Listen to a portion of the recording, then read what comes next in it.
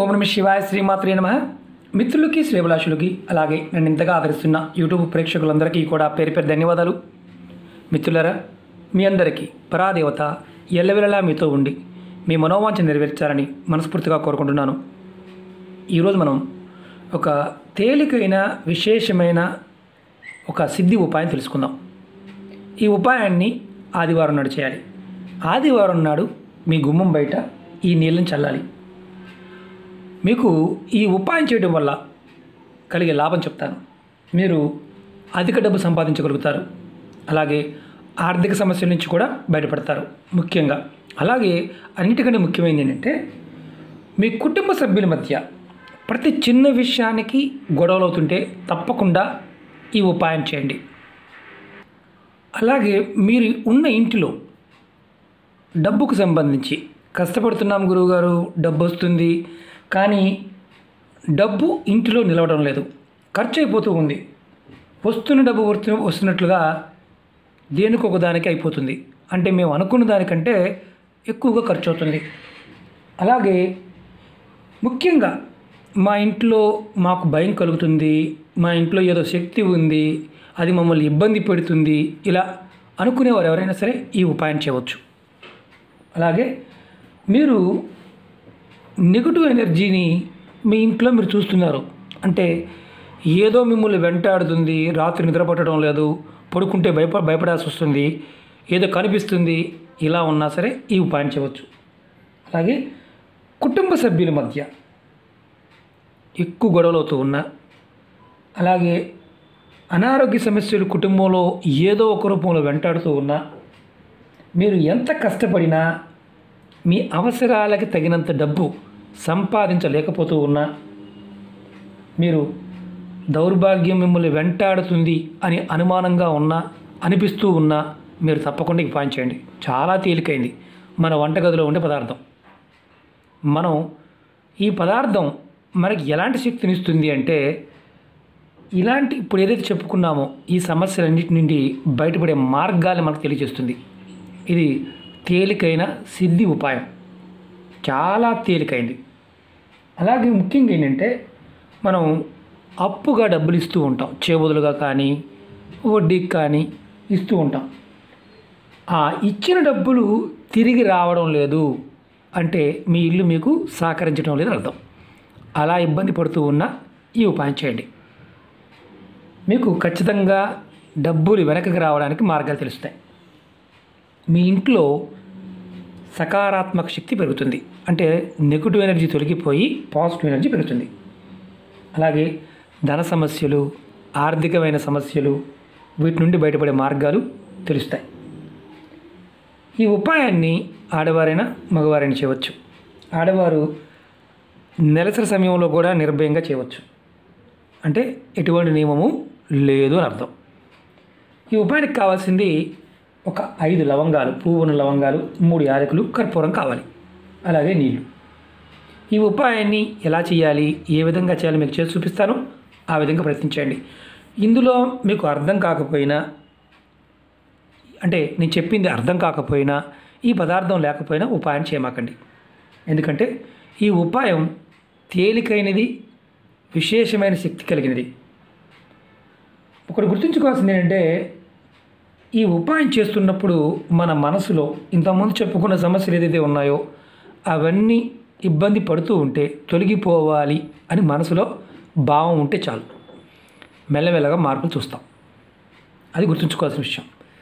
అలాగే మీకు ఈ వీడియో నచ్చినట్లయితే లైక్ చేయండి, ఛానల్ని సబ్స్క్రైబ్ చేసుకోండి, పక్కనే ఉన్న గంట సింబల్ని యాక్టివేట్ చేసుకోండి, 10 మంది మిత్రులకి షేర్ చేయండి. ముందుగా మీరు మామూలుగా స్నానం చేసిన తర్వాత ఈ ఉపాయం చేయాలి. సాయంత్రం, ఆదివారం సాయంత్రం 6 నుండి 9 గంటల మధ్యలో ఈ ఉపాయం చేయాలి. స్నానం చేసిన తర్వాత మీరు సాయంత్రం 6 నుండి 9 గంటల మధ్యలో చేయాలి. స్నానం చేసిన తర్వాత మాత్రమే, గుర్తుంచుకోండి. అంటే నెలసరి లేదు కదా గురువు గారు, మరి స్నానం కూడా అవసరం లేదు కదా అడిగేవారు ఉంటారు, అందుకే చెప్తున్నాను. స్నానం చేసిన తర్వాత మాత్రమే చేయాలి. తర్వాత మీరు ఏం చేస్తారంటే, ఏదైనా ఒక ప్లేట్ తీసుకోండి. ప్లేట్ తీసుకొని దానిలో 5 లవంగాలు, 3 యాలకులు, కొంచెం కర్పూరం పెట్టి వెలిగించండి. నేను చూపిస్తాను. 3 యాలకులు, 5 లవంగాలు. పువ్వు ఉండాలి లవంగకి. 1 2 3 4 5 పక్క పెడదాం. అలాగే కొంచెం కర్పూరం, మామూలు కర్పూరం వాడుకోవచ్చు, ఎక్కువేం అవసరం లేదు. నేను చూపిస్తాను. కొద్దిగా కర్పూరం వేసుకోండి. ఎక్కువ వేసినా పర్వాలేదు, ఇబ్బంది ఏం లేదు. కాకపోతే ఏంటంటే పొగ ఎక్కువ వస్తుంది కాబట్టి. ఇప్పుడు వెలిగించండి. వెలిగించిన తర్వాత ఏం చేయాలో చెప్తాను.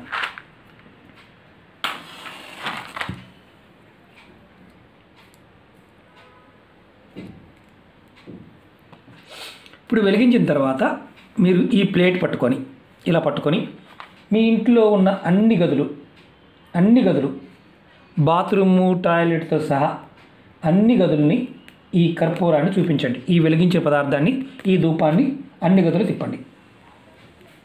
ప్లేట్లో కానీ మామూలుగా ఇలా మీరు హారతిచ్చే దాంట్లో చేయవచ్చు. చివరికి బాత్రూము, టాయిలెట్లో కూడా మొత్తం అన్ని గదుల్లో తిప్పండి.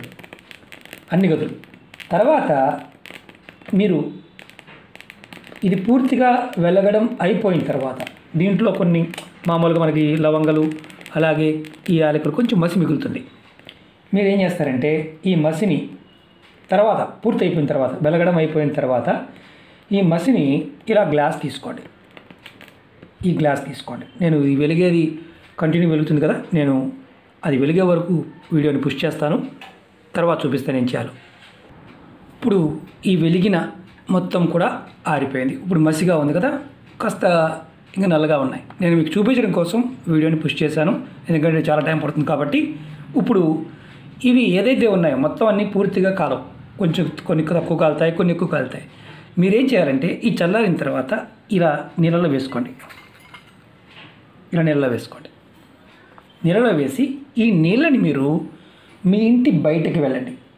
అంటే మీ గుమ్మం బయటికి వెళ్ళి మీరు చేయవలసిన పని ఏంటంటే ఈ నీటిని మనం కల్లాపు జల్లుతాం కదా, అలా జల్లాలి. లేదా మామూలుగా నీళ్ళల్లో ఇలా చేపెట్టి చిలకరించండి బయట, గుమ్మం బయట.